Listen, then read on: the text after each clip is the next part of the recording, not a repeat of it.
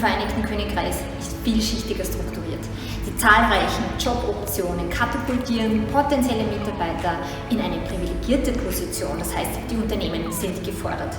Auch der generelle Wertewandel in meiner und in den jüngeren Generationen setzt gewissen Druck aus auf den Arbeitsmarkt und das ist gut. Daher höchste Zeit für neues Denken im Recruiting.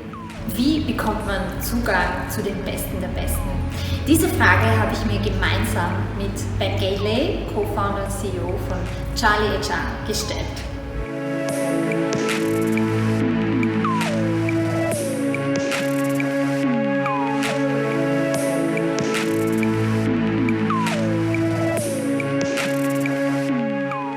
We're trying to improve the way that employees interact within the businesses that they work within. And the way we've been doing that for the last 4 years is through software. So we've built an HR platform that small businesses can use to run their company. So lots of the admin that's attached to running a business when it comes to people. So booking time off, tracking sickness, onboarding new employees, perks, polls, performance reviews, that kind of stuff.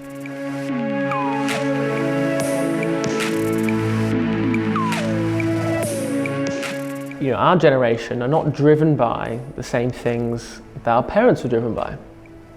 You know, when our parents were in the labour market, they were drawn to a corner office or a big salary or an impressive title. Our generation think about it differently. It's about progression, it's about development, it's about finding the thing that you were born to do. The biggest shift is, you used to be able to say, here's a big paycheck, or here's a great title. Whereas now, when candidates are coming in for interviews, they want to know, what are my progression opportunities? How are you going to support me? How are you going to develop me? That's what they're using to decide, you know, what's the workplace that they're going to choose to spend their time in.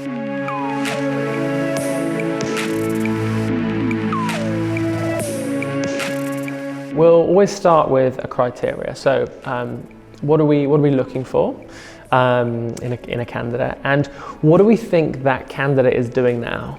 We build up this profile, and then we go and look for candidates that fall within that. For one role, I might review, and when I say review, like quickly scan through 500, 600, 700 profiles, yeah. And out of that, I might message maybe 40 people. Okay. And from that, maybe 15 will want to have a conversation with us. Mm-hmm. You know,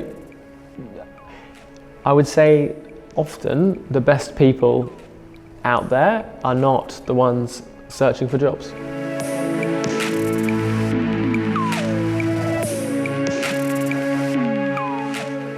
The first one is, you're not just listening to how people respond to questions in interviews, you're watching as well.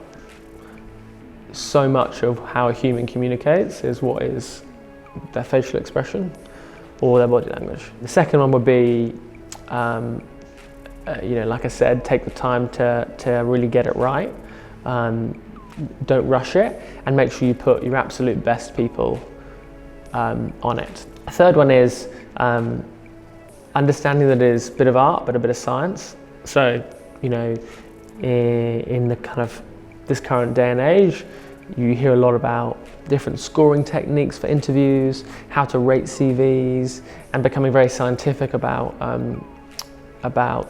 hiring and using data, which it is, but it is also, it's a bit of art. So it is part what your gut feels and how you interpret a person, and it's also how someone has scored in a test or a task, and how their CV scores.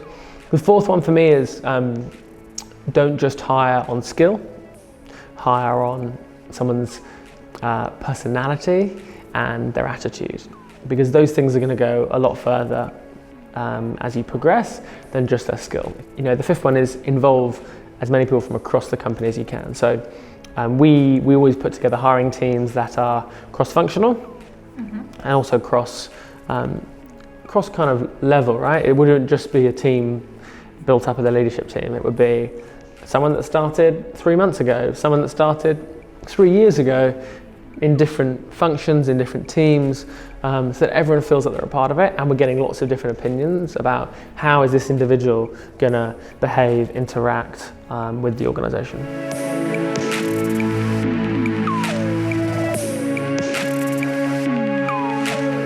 If you were going to ask me for a kind of sixth do or don't, it would be don't just hire people that are exactly like you.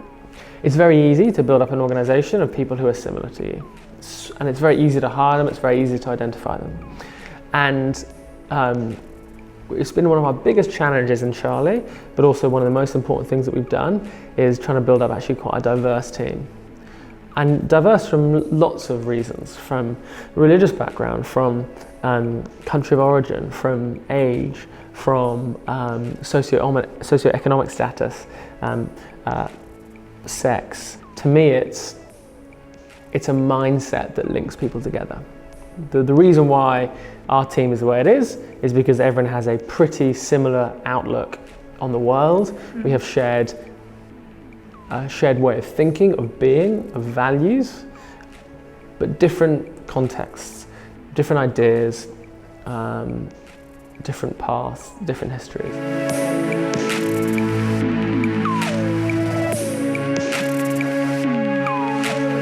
Onboarding is how comfortable do you feel on your first day? It's are there clear objectives and outcomes for your role in those first 3 months? Do you have regular touch points with your line manager so that you understand how well you're doing, what you're doing well at, what you're doing badly at?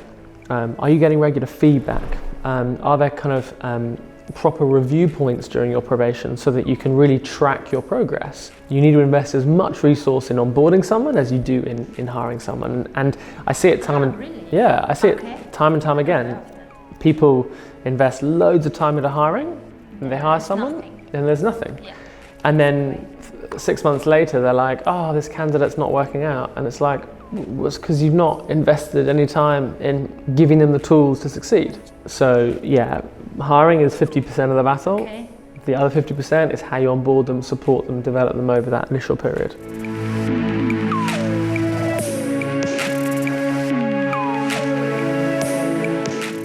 Definitely a big role in the way of helping us distribute the roles that we're hiring for, A, and B, helping us to find the right candidates for our roles. So we use mainly Twitter and LinkedIn to get the team to distribute the roles that we're hiring for. Often you'll find that the person that we're looking for exists within the kind of complete network of all the people that are already within the business. And so making sure that you harness that is really important. Getting everyone to feel like hiring is their responsibility, they're part of that process is really, really, really key. Ich hoffe, es waren spannende Takeaways für Sie mit dabei. Sie finden auch im Anhang von diesem Video noch weitere Ressourcen sowie Tipps und Tricks zu einem kompakten und effizienten Recruiting-Prozess bzw. Sprint in 9 Tagen. Vielen Dank für eure Aufmerksamkeit und fürs Zuhören.